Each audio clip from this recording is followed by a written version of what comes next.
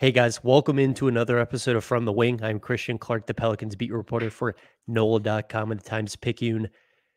The first week of the NBA season is in the books. The Pelicans are 2-1, wins over the Memphis Grizzlies and New York Knicks, and then kind of got their butts kicked on Monday night at home against the Golden State Warriors. Steph just cooked 42 points in 30 minutes.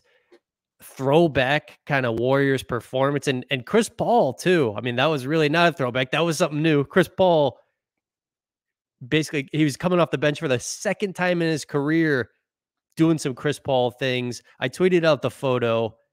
Chris Paul dapped up Mobart before the game, and when I saw that one after the game in our archives, I really laughed. I was like, man, this is just great stuff. Like, I wonder what Chris Paul and Mobart's interactions have been like over the years. Like, how well do they know each other? I mean, I feel like Mobart's a little bit of a local legend. I mean, when you are so prominent in local culture that a 4 and 5 year old Adam McCrary crawling around his dad's office memorized your office phone number, and it was the first number I ever committed to memory. And so I dialed it every day when I got to my dad's office and then waited for somebody to answer and hung up because I was a stupid little kid.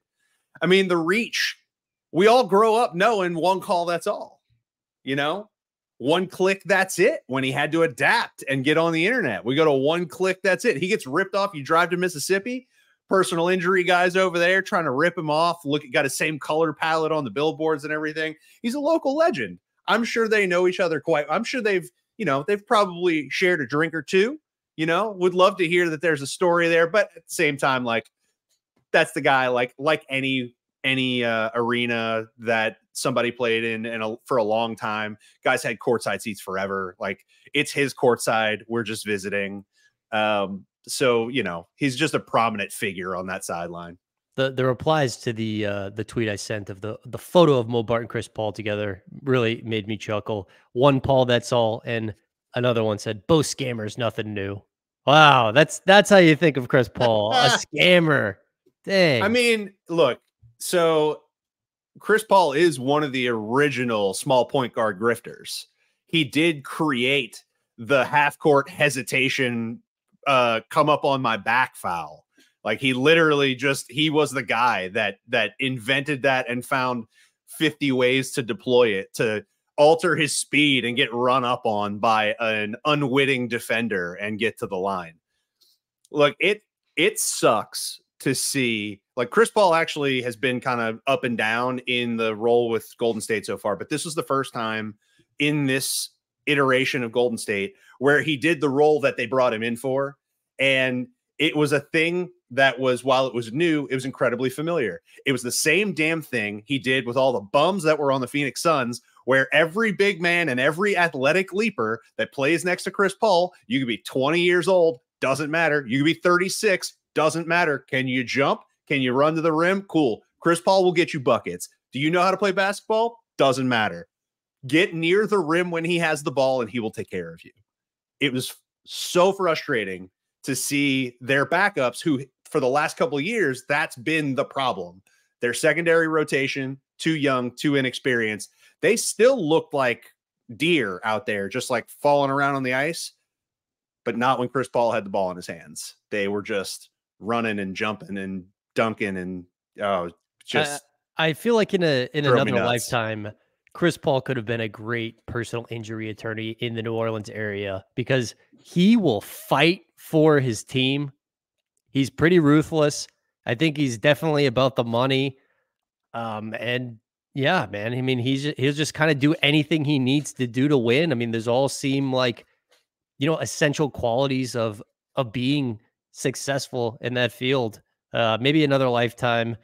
But yeah, this was a pretty humbling loss for the Pelicans. I'm not going to overreact to it or anything like that. I just want to go over some takeaways from the first week of the season.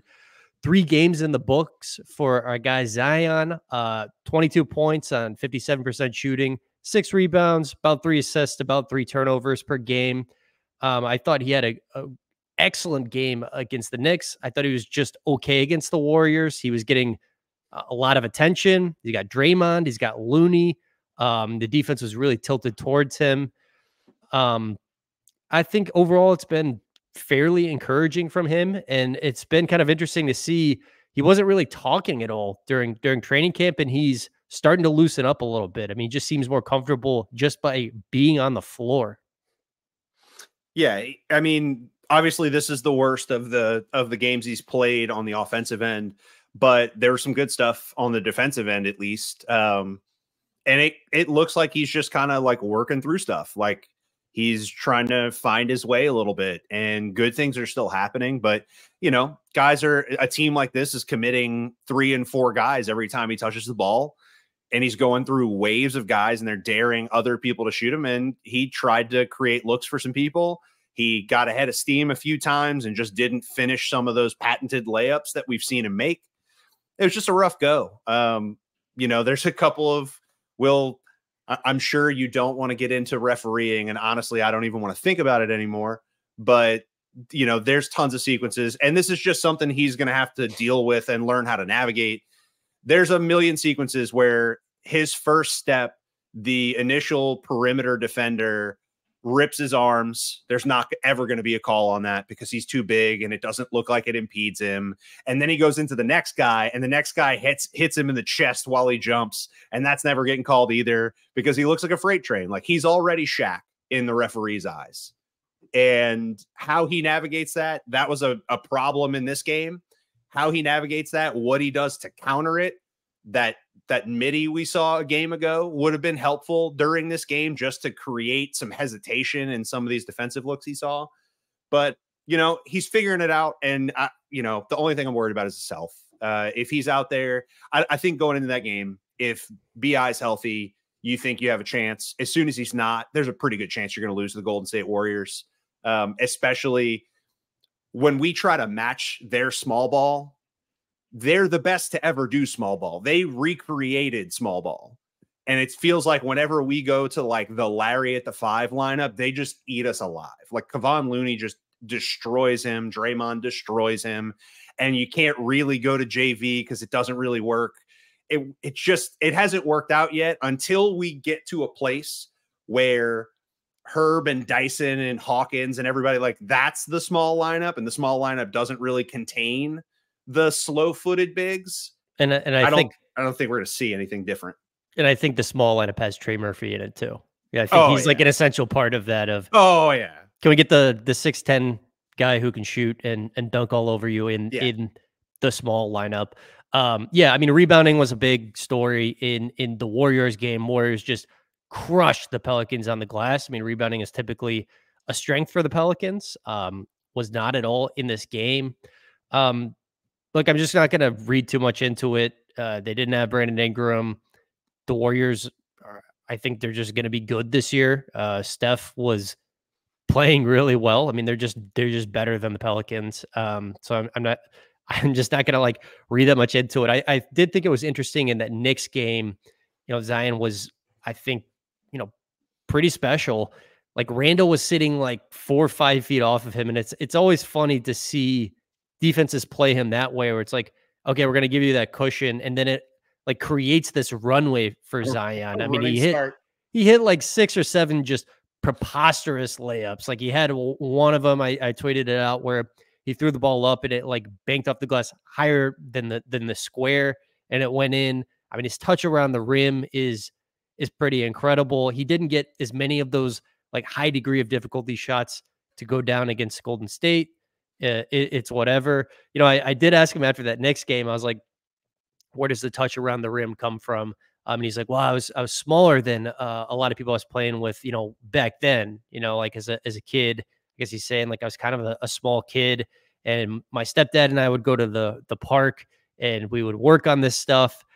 One of the things I've noticed during like the preseason and this first week is it seems like Zion has really tried to emphasize, hey, I worked really hard to get good at this, and I don't just roll out of bed and score 25 points. And my response to that is, I kind of do think you roll out of bed and just score 25 points. And he's even had some teammates talk about that. Like right after his NBA debut, JJ Redick was like, basically like, God, this guy looks terrible in practice. And you watch him warm up, and he's missing all these layups. Then the lights turn on, and he just hits 4 threes and scores 17 straight in the fourth quarter. Like, I think Zion's a gamer.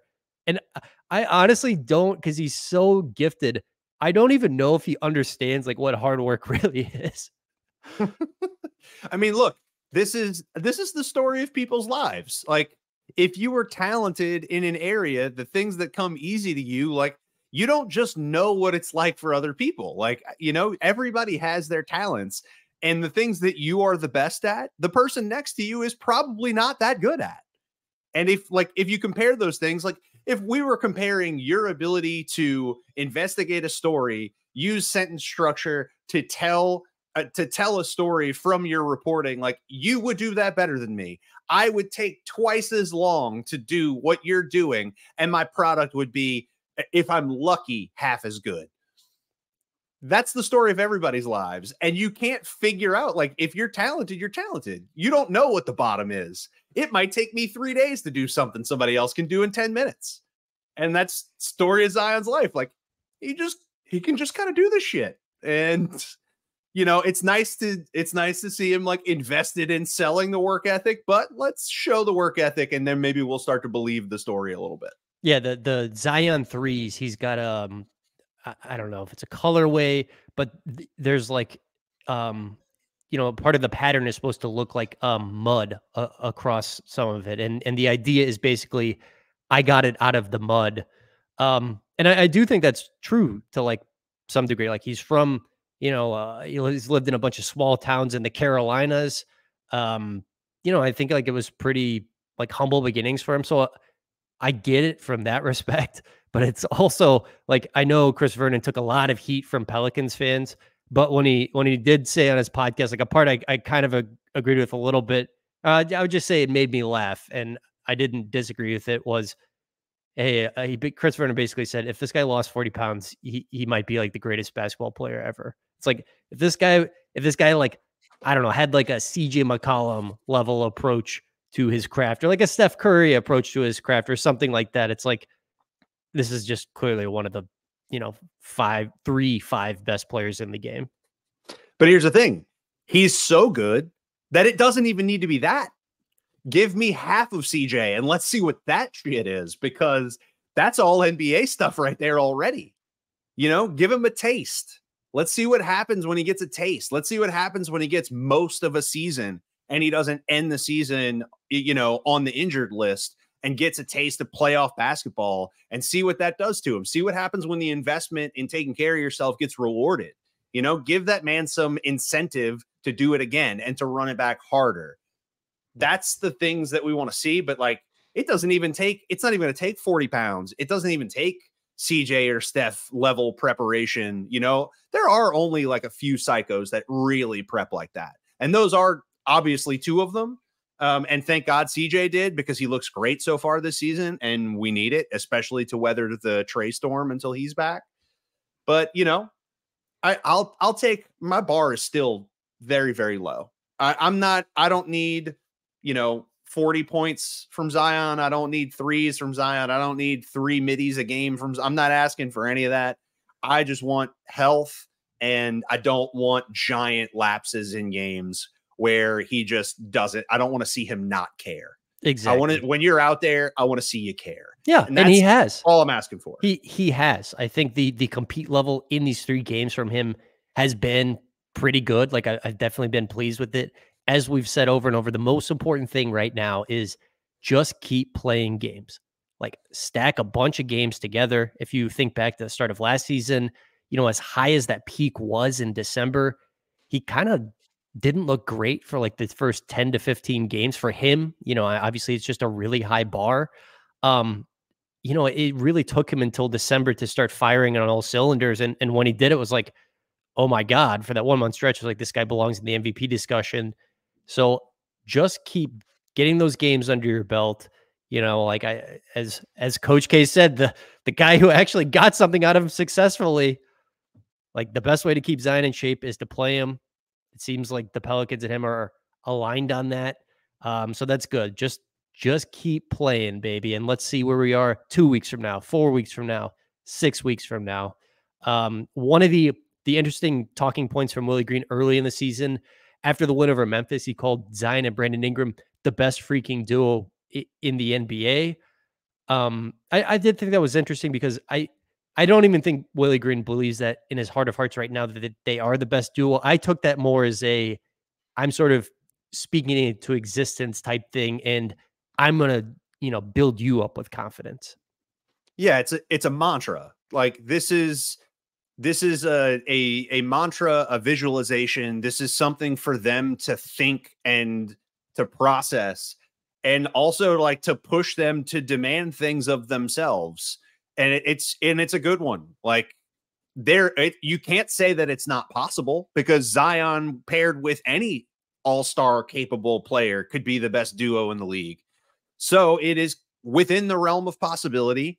And the only way you find that out, it's also pretty good to have during a year when Brandon Ingram needs to be available and potentially get all NBA so that he can get his next gigantic contract. You need the other half of the best freaking duo available, which is why this game wasn't as much fun as it could have been. But I think that's a great aim. Like, I have no problem with that whatsoever. This isn't like the words of David Griffin past, where we say something, we try and push somebody to a level that we don't actually believe. I think we believe it's possible. I don't think anybody's saying. What did he say about Drew Holiday before the 2019-20 season? We're not talking about that. We're not talking about that anymore. That never happened. It was permission to dominate. That was the phrasing. Yes. Like, he needed permission to dominate. God damn it. I didn't want you to say it. I was just going to hope we could just slide right past that. Zion and B.I, I give you permission to dominate. Look, Willie is giving them permission to dominate, and Zion doesn't need any damn permission. Zion takes permission. And I hope that, like, and we've mentioned this before on like, I think our last episode, but that's one of the things I want to see from him too, is like when he gets into those situations where, this is very much supposed to be like a ball movement, quick twitch offense. If you get into those, few possessions in a row where he doesn't touch the ball, I do want to see him asking for it. I do want to see him yelling at guys and demanding the ball. I want to see him impose his will. Antonio Daniels on the broadcast, I get to bring these features in because you're at the game, but Antonio Daniels on the broadcast, when Zion went in and the backups for the Warriors were still in for about a 2-minute stretch, the starters for the Warriors had just gone out, and I think it was CP and the backups. Immediately, Antonio Daniels started saying, Zion needs to be on this ball for this whole 2 minutes. This needs to be him taking advantage, because when you're playing this math game and Steph's playing like he is already, you've got to make up this gap somewhere. So you've got to unload on the backups. And we were never really able to do that. Like, refereeing be damned. The third quarter was a mess, and it sucked the soul out of the game. It made it unenjoyable after that point. But we were probably going to lose this game anyway, just because, like, Steph was on a heater. Nobody from the Warriors was playing very poorly. Everything Chris Paul was doing with the backups was working. We didn't have a good answer for a lot of things. We certainly didn't have any rebounding, but it could have been a lot closer than it was. The third quarter and the Steph sticking his leg out to nearly rip Hawkins' leg off and potentially hurt himself too, which is the other thing that irritates me. Like, you're endangering your own body and possibly hurting our guy by sticking your leg out like that. And the referee just gobbles his whistle standing right behind it. And from there, like, the next handful of decisions were just a complete mess. And then it's 20 points. And you're not in the third quarter against the Warriors. You expect a 20-point outburst. That is their quarter. It is the stamp of this entire iteration of their existence. The third quarter is their quarter. Is where they pull away, is where they kill people. And you try to weather that, and we just didn't. And then the game wasn't fun. But yeah, they put up a fight for the first half, stayed close. Zion was doing enough. CJ was doing enough. You were getting enough Hawkins. We can get into Hawkins and Matt Ryan. We saw them doing enough. They were making threes. They were keeping us there, but not enough in the second half. So Brandon Ingram went through shoot around on Monday. And it was apparently fine. And then it sounds like in the time between shoot around and the start of the game, he reported experiencing discomfort in the right knee, Pelicans ruled him out with what they said was right knee soreness about an hour before tip-off. I was a little bit surprised when they put out that starting lineup and said Jordan Hawkins is going to be making his start tonight. It almost it reminded me a little bit of Herb Jones, who got the start against the Chicago Bulls. If you remember that one or watch that one, you're a sicko. In his second NBA game, I mean, it's a little different because Herb is a second round pick and Hawkins was, a first round pick. But it did remind me of that a little bit. I liked it. I liked that Willie, kind of went offense first. I thought that Hawkins played pretty well, all things considered. I think he scored 14 points, hit a couple threes, had that nice one right before halftime. Like my biggest takeaway with him, I guess, is two things. One, he does not look scared, which many rookies do. I think that's a huge positive, that like you can just throw him on the floor and the speed of the game does not look overwhelming for him. And two, I think in time, he's going to be able to do more than just shoot the ball at least like a passable level. Like, I think what Willie Green likes about him is he's in the right spots. He can put the ball on the floor a little bit. I mean, like, he's definitely not a point guard or anything, but like he'll get the ball where it needs to go and he's going to compete on defense. So like, in time, I don't think he's just going to be like a guy who sits there and shoots and is a negative in every other aspect of the game. I already don't think he's a negative. Like, I know he's small, and so he will get taken advantage of when he gets larger bodies. And like, this is a terrible game for him for that, because everybody on the Warriors is 6'6", 220 pounds, and that's going to roast him.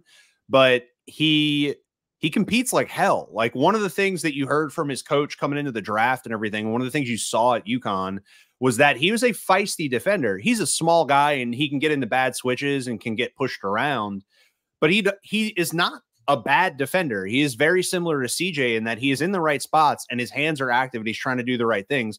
He's just going to get into matchups sometimes where he's too small to handle it. And honestly, I really believe if he's able to get 10 or 15 pounds on him and just get like to NBA strength level, I think he's going to be a more than passable defender. He works too damn hard. There's a sequence in the Knicks game that ended in a Herb deflection on a three-point attempt that started with Hawkins chasing all up and down the three-point arc. Hartenstein flashes out for a screen. He battles over the top of it until the ball gets kicked to the right. There's only 4 seconds left on the clock. 3 gets jacked. Herb's there, tips the ball, turnover. Herb may have gotten the tip ball, may have gotten the block. That turnover was entirely because of Hawkins. That's pretty special off-ball defense and pretty special on-ball working over a screen from a guy like Hartenstein. And he's already done that a handful of times. If you stare at him, like, he doesn't stop moving. There's some Rip Hamilton in there in terms of like, he just doesn't stop moving. That's going to help him on offense. But one of the things that I think was a little funky, that I wanted to see it happen, I wanted to see him throw it out there because it was the Warriors and because we're down BI. We saw a lot of Hawkins and Matt Ryan together, and they end up kind of next to each other on the wing, and they're trying to do like a little two-man game kind of thing where like one of them kicks the ball and you see if the defender comes out and he tries to kick it over and see if one of them's quick open. And it hasn't worked at all in terms of them getting each other open. Not like they need a lot of daylight, but it hasn't worked. But they both played well individually. Matt Ryan looks like he's going to steal somebody's spot and get a real contract. Honestly, like, he looks really good. He looks really good for qualify it. He looks really good for filling a desperate shooting hole and pushing like the 13th or 14th guy off the roster. Yeah, going into this Golden State game, the Pelicans' best 5-man lineup was CJ, Hawkins, Matt Ryan, Herb Jones, and Jonas Valanciunas. So it's a lineup with 3+ shooters plus Herb plus JV. I'm not sure honestly what it was after this Golden State game. We're so early in the season that one game can like really throw that stuff out of whack, but that's what it was after the first 2 games. I think it was like a +11 after those 2 games or something like that. If you just look at like the Pelicans leaders in 3-point attempts, I think that's a huge concern. Are they just getting up enough of them without Trey Murphy in the lineup? CJ McCollum, 26, Matt Ryan, 21, Jordan Hawkins, 15, and then it's Jonas Valanciunas with 10. Like, those 2 guys are kind of making the Pelicans passable. I would just say like passable in terms of just getting up enough 3-point shots. You know, like I think they took 32 in the first game, 33 in the second game. So like probably not as many as you would want, but they're in that range where it's like this is somewhat acceptable thanks to those two guys mainly. You brought up Dan Hurley, who was Jordan Hawkins' college coach at UConn. I got a chance to talk to him right after the draft. Dan Hurley actually coaches you. Like he's not one of these college coaches who's like a used car salesman and is like, this guy's gonna do great in the NBA. Great kid. And the guy is like a complete disaster. Like, you know, he kind of actually tells the truth.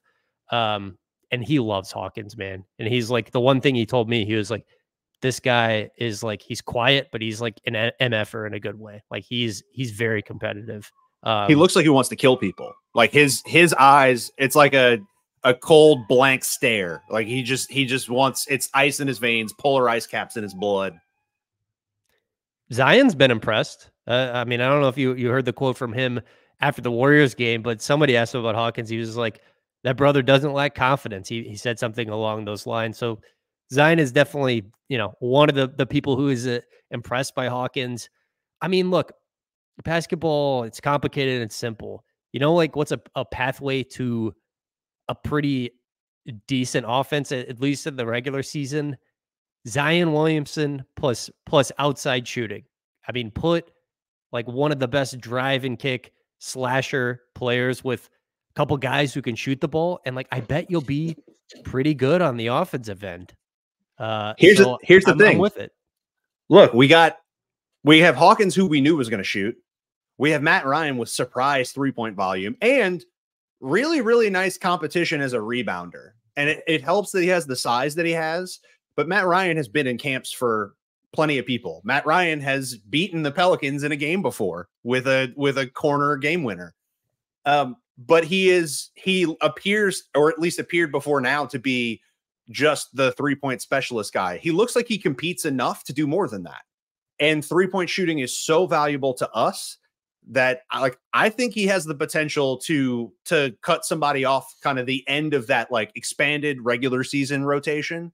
I think in games where you need a little bit more 3-point volume because you're playing against a shooting team, I think having him as another one after Trey, I think you go from like, we were worried about having a real shooting gap with CJ and Trey being the bulk of the volume, that now in December and January, thinking about those two and Hawkins, and now Matt Ryan is like that gadget shooter just on the end of the bench that you might need. You know, 3 years ago, that's a guy like Malik Beasley, who's just like, yeah, I don't know if he's good at anything, but Jesus, he can shoot. So that's fun to have. We have one of those weird guys now who is just like down there. He's not going to play every night once Trey's back, but you know he's down there and you know what that jumper looks like. Are we going to be like, I think we're going to be an average 3-point shooting team instead of bottom of the league. I really do. I believe it. And do you mean like in terms of 3-point percentage, makes, attempts? What do you mean? I think percentage wise, we were already going to be good. The concern was volume, and the concern was volume last year. We were in the top 10 in make percentage last year, but we were in like the bottom 3 of volume. So I think that, you know, as you shoot more, your percentage will go down, but I think we could land in the middle in both. And for us, that'd be a great thing because we should be a team that scores pretty high on our twos, you know, with a gravitational monster that is Zion Williamson landed in from 5 feet above the rim. Yeah, I just checked. They're 15th in 3-point percentage last year, and they're 29th in attempts. So you know, it was definitely a problem of we're just not getting enough of them up. You know, Jordan Hawkins and Matt Ryan, they're going to help there. I still think, you know, like 1 week into the season, only 3 games in the books, the defense looks much farther ahead than the offense to me. I think the Pelicans are like in the bottom 5 in points scored per 100 possessions. And again, it's so early that, you know, that can change drastically after 1 or 2 games. But I will, like, I think they've competed, which is different than the preseason, which they didn't really compete at all in a couple of those games. But I still think offensively, this is somewhat of a continuation of what we saw in the preseason of they're still working through some things. And I think they've had moments where they've looked like great on defense. Like they're defensive effort against the Knicks was really standout stuff. But I think the starters in particular are still working through issues on the defensive end. Like there's a lot to be ironed out to me, and I'm really curious. Like they've got 3 more games this week. Do those offensive numbers from the starter get a little bit better, like after these 3 games or something like that? This is an addition of too early to be concerned, but I have my eyes on it. Certain rotation spots, like I think Willie got a little wild. We really like seeing him go offense first in the starting lineup and seeing Matt Ryan off the bench early. Love that. That is a complete departure from who Willie Green has been as the coach of the Pelicans. Got a little wild when Kaiser Gates comes in as like the 3rd sub. I didn't need to see that. I didn't need to see that all year, much less like, hey, let's just throw him in there because he could shoot. We think he could shoot in the preseason and in college and the G League. So yeah, sure. Throw him out there and see what happens. Now he did not come back in, and that's fine. But dear God, keep him out of the Warriors game. Don't do that in the Warriors game. Just cut those minutes up and give them to a couple more to Hawkins, couple more to Matt Ryan, couple more to Dyson, and call that a day. Do not show me Kaiser Gates. I didn't even know who that guy was when they put up the 15 squares, the Brady Bunch squares of who's on the team this year. That was the picture I looked at and I was like, who is that? What is that? Who is that guy? I'm like, oh wait, that's the other 2-way guy. Oh. Kaiser Gates, a college teammate of Najee Marshall. They played at Xavier for a year. I think Kaiser was 2 years old, 2 years older than him. Najee said at media day, like, yeah, we're really good friends. We used to go in the car and like sing the ad libs to Migos. I think Kaiser's an Atlanta guy. So I got a laugh out of that one of, picturing Najee Marshall and Kaiser Gates, just like going through Migos songs in the car. Yeah. And now I'm happy to see them go through Migos songs on the bench together. That's where I'd like to see them do it, on the bench together. I swear to God, I was like, we're not taking this game seriously anymore as soon as he came off the bench. And so things that are like early concerns that I'm sure you don't care about yet. I have my eye on Kyra and I have my eye on Larry. I have not liked anything I've seen, really. Kyra just gives you such a single threaded offensive tool and very, very bad defense that I just don't see how he's going to maintain a rotation spot at all. Like, I think when Jose's back, I think he's gone. And I almost wonder if you don't just try to find a restart for him somewhere else because of how unfortunate the development of the last 3 years has been. I think they've been trying. And I think they'll be trying some more because I just don't see it.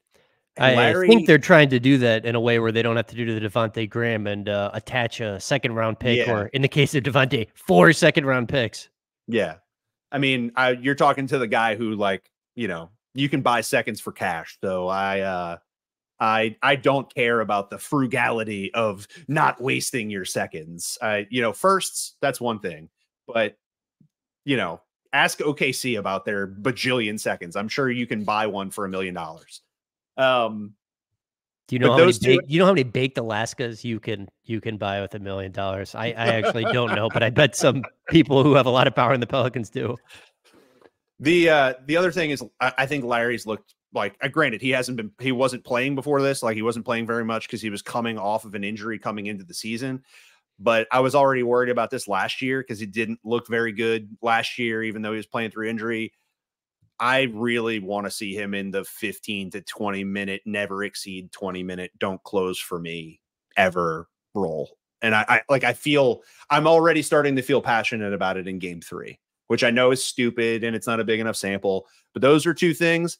And on the fun side, and I'll start creating this rumor on my own because I have my eye on this. I'm watching a lot of young, messy teams that have talent on them to see like how they're going to shake out. Like, I watched the Spurs and the Rockets and Orlando because I'm just like, what are these going to be?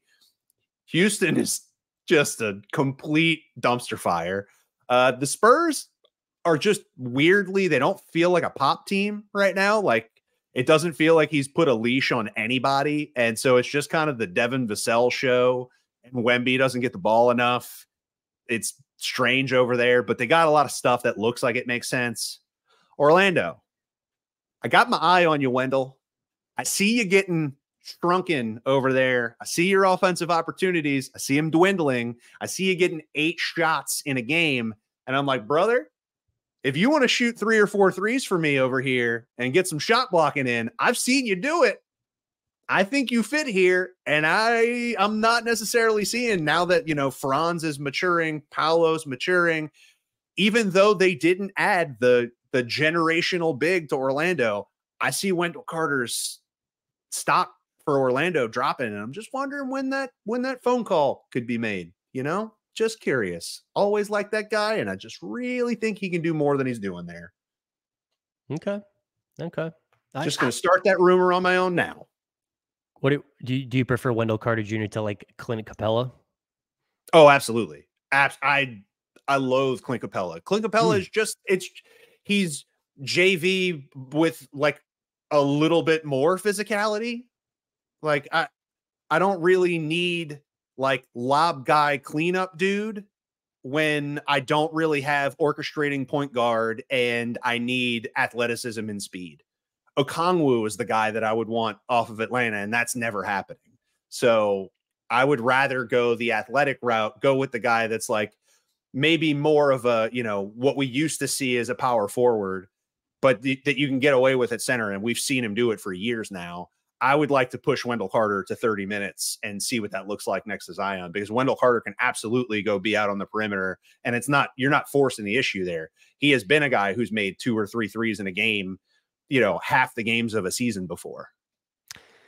Yeah. I mean, I think one of the big picture storylines from the season, does Griff, cash in some of those picks and really be aggressive and try to make some moves? Still got the first owed from the Lakers that can be used after this season or 2025. The Pelicans can choose there. They've got a 2027 first coming their way from Milwaukee. Got a couple pick swaps. They own all their own first. So, is this the year Griff kind of pushes some chips in? I think a lot of it will depend on how the team he's got right now actually performs. But yeah, Pelicans are 2-1 after 1 week, 3 games coming up here in 4 days. We should know, more about this team after that. Zion Williamson, keep on playing, buddy. If he plays 10 games in a row, I'm going to buy a bell and we are going to ring the durability bell on this show. I like it. As long as it's not a cowbell, I'm good with any bells, as long as it's not a cowbell. But absolutely, if he plays 10 games, like every 5 games, we'll just ding that sucker. Every 5 games, like, we did it. We made it. If we get to Christmas, he's still playing. We did it. Drop confetti, the whole thing. You know what? We have to celebrate something. We have to celebrate something. And I've decided it's going to be Zion Williamson playing in 10 game increments. Oh, wait till you see what happens when him and B.I have played their 25th game together this year. This place is going to go apeshit. I hope that happens this year. I truly hope it does. All right, man. We got what do we have anything to exit on, or we roundabout covered the bases there? What are you going for Halloween tonight? What are you dressing up as? Well, we're a little bit of a lazy Halloween. So today is my son's first birthday. It is his first Halloween. We have a very cute little lamb costume for him, but we have been moving into this house / planning his birthday party and getting all that situated. So I've got like some throwback costumes. So it's really like whatever's in the house, which as of right now is an inflatable dinosaur and a pretty gratuitous spandex Hulk Hogan that I don't really think the neighborhood wants to see. So it's really between those, or it's this guy, looking like I'm fresh off the country club. Like I just left the old racket club and headed out for a quick breeze. I'm going to be staying in. I'm throwing on the NBA games. I've got a bowl of candy. If anybody does come by, only the good stuff. Reese's. Full-size Reese's though, right? Yeah. You hear that, guys? Everybody go to Christian's house. He's got the full-size candy bars just hanging out there. He's going to have the porch lights off because he wants you to have to work for it. It's like the American healthcare system. You don't just get it. You got to really fight for it, but you can earn it. You ring that doorbell, even though the lights are off, you're getting double Reese's. All right, Adam. Well, enjoy the first birthday. Enjoy Halloween. We will get back together and do this again next week. I'll be on the road. I'll talk to you then. See you, buddy.